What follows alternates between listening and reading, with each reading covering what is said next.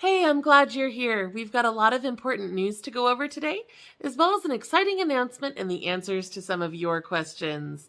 As always, I'm Nicole from Low Income Relief, where we help millions of people save money and get free stuff. First, a journalist named Jenny Morber is looking for anyone who would like to share their story about how Medicaid coverage affects how adults care for their children.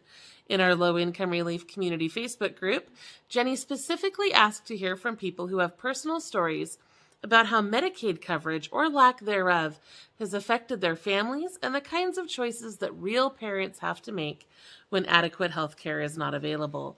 These could include issues related to stress, having to choose between paying for an adult's medication and necessary supplies for their child, or difficulties caused by a lack of access to mental health services.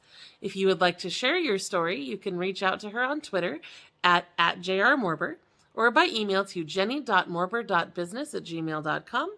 You can also reply to her within our Facebook group. I'll put a link to all of those things in the description of this video. Now let's talk about the news. And I'm not going to lie, it's mostly bad news, but it's news that you need to know, so please listen carefully. The Social Security Administration has announced that the COLA increase for 2022 will be 5.9%. That's the biggest single boost in the last 40 years, but that's a bittersweet thing. The COLA increase only exists because of inflation, and the cost of consumer goods has soared. The last time Social Security increased a significant amount like this was in 1982, when the amount it increased was 7.4%, and inflation was just slightly higher than what we've experienced so far this year. I've heard from a lot of people who are struggling with the higher costs of things, so this next part shouldn't come as a surprise, but hopefully you'll find some of the resources helpful. Energy costs are building for low-income families, and it's only going to get worse. The U.S. government has announced that households could see their heating bills jump by as much as 54% over last year, according to the Associated Press. Sorry, I'm having a bit of a hard time today. An article in Fox News 8 said, nearly half the homes in the U.S. use natural gas for heat, and they could pay an average of $746 this winter, or more than 30% over a year ago.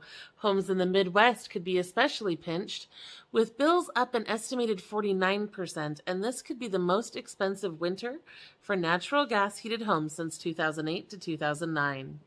In many states, including Michigan and Iowa, LIHEAP and other energy assistance programs are beginning to open up for seasonal applications.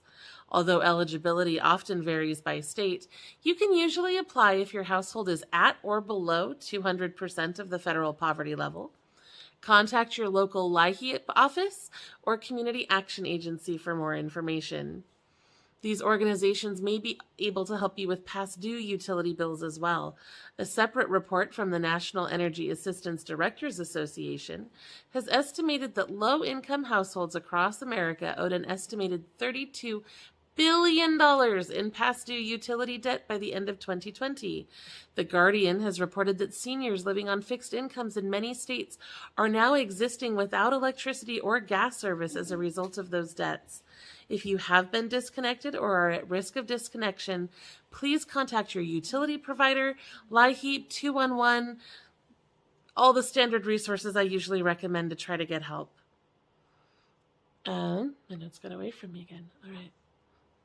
There's a new program I read about called the Low-Income Household Water Assistance Program, which is also available to help low-income households with their water utilities. Agencies across the country are now accepting applications for this program, including Impact Community Action Partnership in Iowa. Meanwhile, new shortages are also starting to affect low-income households across the country. The National Diaper Bank Network has reported that a diaper shortage is affecting 33% or one-third of American households. Since government safety nets like food stamps and WIC don't assist with diapers, low-income families have an especially hard time keeping up with short supplies and higher costs. Nicole Berman, parent liaison with the Kent County Great Start Collaborative, has said that parents are now paying $70 to $80 per month instead of the usual $30 to $50 per month for diapers. If you need assistance with diapers, please call 211 to see if there's a diaper bank near you. Of course, we've also found some state-specific news. In San Francisco, California, a new pilot program called Be the Jury aims to increase pay for low-income jurors to $100 per day for criminal trials. This is designed to increase the diversity of jurors. Also in California, public schools and colleges are now required to stock their restrooms with free menstrual products. In Minnesota, the City Council of Minneapolis unanimously approved a right to counsel ordinance for renters who are facing eviction. If you have income that is equal or less than 200% of the federal poverty guidelines, then you may be eligible for assistance. Similar right to counsel laws exist in New York City, Philadelphia, Cleveland, Ohio, Newark, New Jersey, San Francisco, California, Boulder, Colorado, Louisville, Kentucky, and Houston, Texas. In Durham County, North Carolina, low-income households may be able to take advantage of a new tax relief program from the Department of Social Services. This program is designed to help homeowners who have lived in their homes for at least 10 years and have very limited incomes. For example, a family of 4 cannot earn more than $27,250 to be eligible for this program. You will need to contact the county's Department of Social Services for details. Okay, guys. I had every intention of getting to questions today, but I'm starting to feel the side effects of my medications again, and I need to wrap this up quickly. I'm very sorry.